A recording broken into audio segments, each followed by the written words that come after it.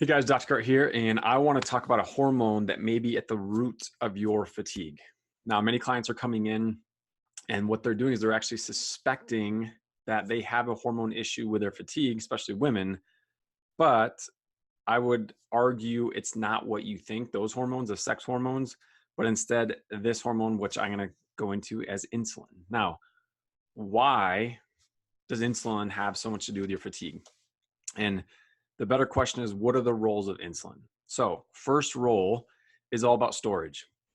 So imagine you are part of the standard American breakfast of cereal, orange juice, toast, and maybe like a latte or something like that.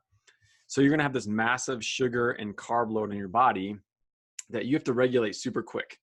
So you don't go into like this super diabetic sugar coma. And the major player in that is going to be insulin. Like, this isn't probably a new concept to you. The problem though is that when we repeat that standard American diet day after day, year after year, decade after decade, now your cells, so you're one of whatever 100 trillion cells, they get sick and tired of hearing those screams of insulin. And so your cells then have to become resistant. Now, the insulin resistance is the major issue why you have fatigue. It's not just you're storing sugar, but that now you're resistant to storing other nutrients. So like every nutrient has to be stored into the cells, not just sugar. So imagine if you're like, it's holiday season, you're loading up on vitamin C because you're trying to combat the sick people around you. Well, if you have an insulin resistant issue, you're not going to be able to absorb that vitamin C into the cell that much. So you need like this uber amount of vitamin C just to get any effectiveness in there. It could be magnesium. Like, I see people flood their system with magnesium for whatever, muscle cramps, sleep, energy, whatever it is. But again, if you are insulin resistant, then you're going to have to take like this way saturated dose just to be able to absorb just a little bit. So if you're not able to get nutrition into your cells, like, you're not going to support the energy making process, and therefore fatigue starts to set in. Like, you're not getting what you need. So you may be consuming what you need, but where you're actually producing and creating energy within the cell there's your block in your process. Now, the problem is, because you're so amazing, like, adapting, that resistance happens little by little over time. And so as the tiredness turns into fatigue, it could be, again, like this months, years, decades kind of progress. You interpret and blame it more on getting older than actually there being an insulin issue or a nutrition issue type of thing. So that's role number one of insulin, why you're going to be creating fatigue. You're just not getting resources into the cell to make what we call energy, ATP. Now, the second role of insulin is that it's a cell divider. We call it, the fancy term, the mitogenic hormone. If you remember mitosis, so one cell becomes 2, becomes 4, becomes 8, 16, and so on, so on, and so on. You and I all started from this. And so with insulin, this cell division is very appropriate when we're a toddler, infant, child, teenager, where we're trying to grow. But at some point, our genes say, you know what, here's your max capacity. We're not looking for you to grow anymore. We're looking for you to maintain.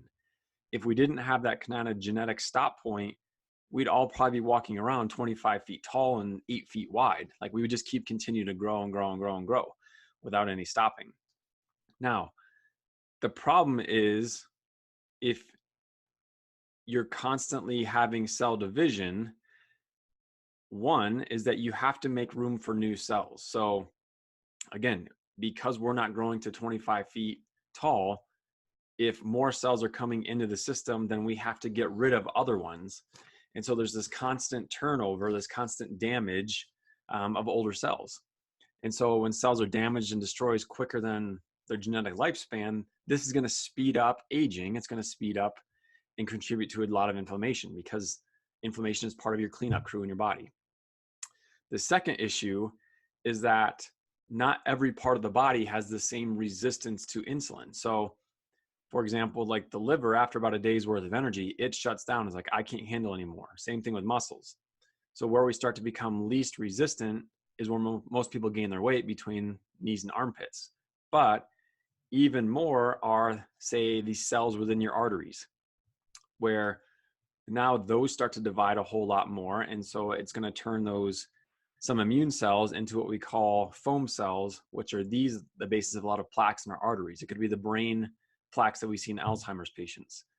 Other areas that are very least resistant are going to be kind of hormone specific tissues like breasts, ovaries, and uterus. So we see a lot of cancers because a lot of cells are dividing over and over and over again.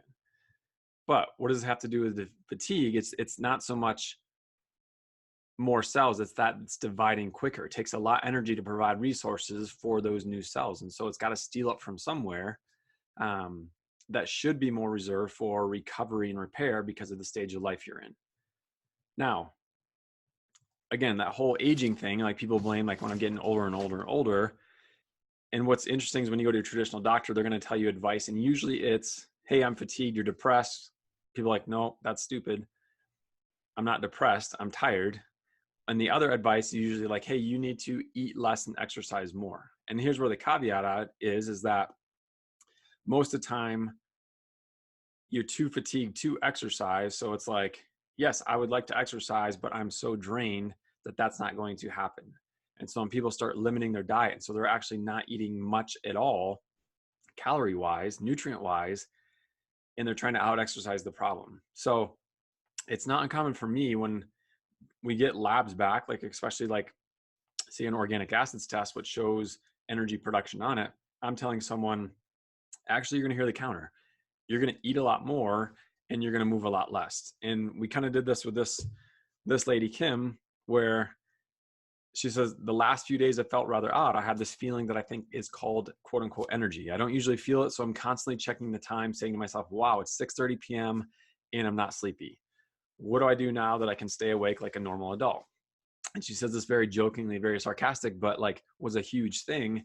And she went from doctor to doctor to saying like, eat less, move more. And she's like, that's just not happening. I can't do that anymore, until we kind of looked at more details, looked at some more functional testing, figured out, hey, that's not going to be a good strategy for you because this part and this part are not keeping up. So energy is usually lost in increments over time. We blame it on old age, but I would argue there's an insulin component underlying it. So if you need help figuring this out, click below. There's a start here button, and we will help get you some more energy.